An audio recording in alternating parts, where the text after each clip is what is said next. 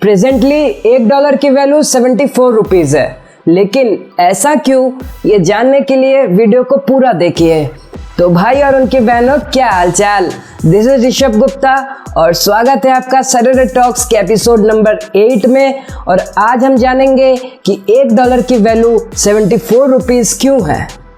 Year 1947 में जब India को इंडिपेंडेंस मिला था, तब डॉलर की वैल्यू और रुपीज़ की वैल्यू बिल्कुल इक्वल थी।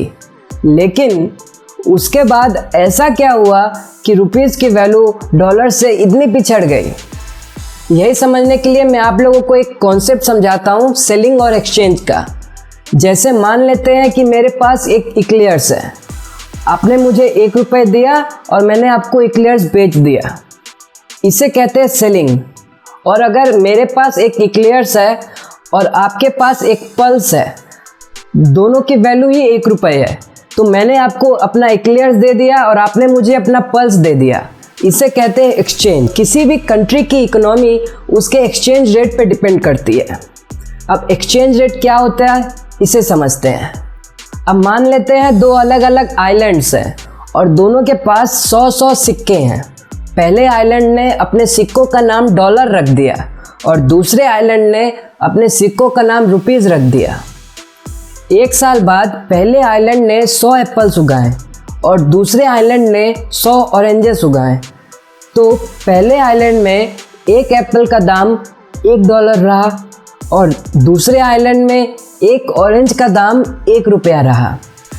अब ये दोनों आइलैंड आपस में अगर एक्सचेंज करते हैं तो वो ₹1 और $1 को एक्सचेंज करके अपने ऑरेंज और अपने एप्पल को एक्सचेंज कर सकते हैं। तो इस तरह से एक्सचेंज रेट रहा ₹1 = $1। लेकिन अगले साल पहले आइलैंड ने 200 एप्पल उगाए और दूसरे आइलैंड के पास अभी भी 100 ऑरेंजेस थे।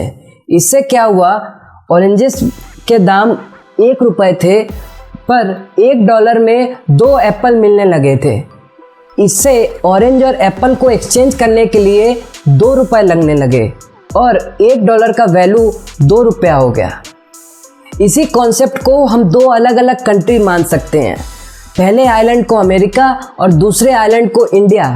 हर कंट्री को सरवाइव करने के लिए एक दूसरे से बिजनेस करना पड़ता है और जो कंट्री ज़्यादा प्रोडक्ट्स एक्सपोर्ट करता है वो अपने कंट्री के अंदर ज़्यादा प्रॉफिट लाता है और इससे उस कंट्री का इकोनॉमी बढ़ता है। पर जो कंट्री ज़्यादा इंपोर्ट करता है वो इकोनॉमिकली वीक होता जाता है। इंडिया जितने प्रोडक्ट्स एक्सपोर्ट करता है उससे कहीं ज़्यादा प्रोडक्ट इंडिया को इंपोर्ट करना पड़ता है, इसलिए इंडिया का इकोनॉमिक वैल्यूएशन कम हो जाता है। लेकिन अमेरिका जैसी कंट्री का प्रोडक्शन बहुत ज़्यादा है, इसीलिए वो ज़्यादा प्रोडक्ट्स एक्सपोर्ट कर पाता है और अपनी कंट्री में प्रॉफिट ला पाता है। रुपीज़ का दिन प्रतिदिन डिवैल्यूएशन होता जा रहा है, लेकिन ऐसा क्यों हो रहा है? अगर हम हिस्ट्री को देखें तो 600 साल तक इंडिया पे मुगल्स ने राज किया था और उनके जाने के बाद 200 साल तक ब्रिटिश ने राज किया था। 800 सालों तक इंडिया के लोगों ने गुलामी करी है।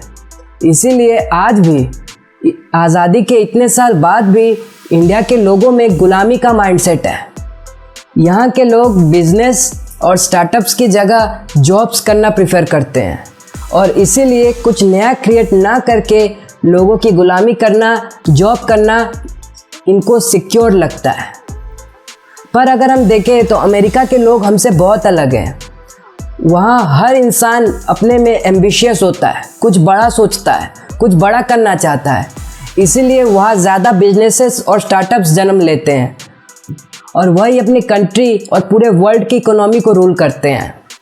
अगर हम इंडिया की पूरी इकोनॉमी देखें तो इंडिया के पास $2.5 ट्रिलियन हैं, लेकिन अमेरिका के पास इंडिया से 10 टाइम्स ज़्यादा इकोनॉमी है।